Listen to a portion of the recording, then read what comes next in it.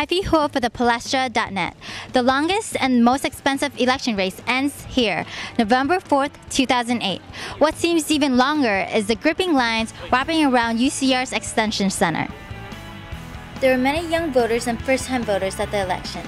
Whether or not they're Republicans or Democrats, Highlanders are all here for one thing: for their voices to be heard. Today, McCain all the way.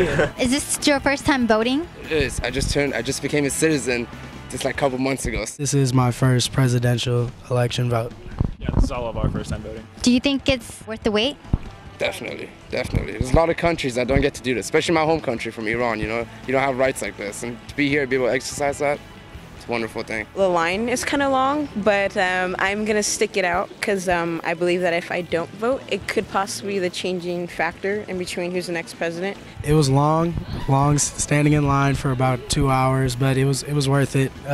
Felt good, you know, finally got to vote. Felt like I was a part of something. I suppose even though it seems like if you're a Republican it won't really matter in California, I think you should still exercise your vote. I think it's a wonderful experience and a historical election, and I do believe that our kids will be talking about this in futures to come.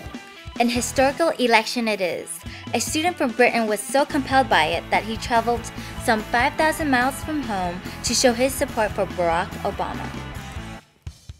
I'm not actually eligible to vote. I'm English, but I think that it affects me greatly too because our countries work together, and I think it'd be a good partnership.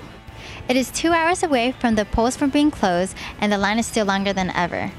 Highlanders can all agree that voting in this election supersedes the long wait.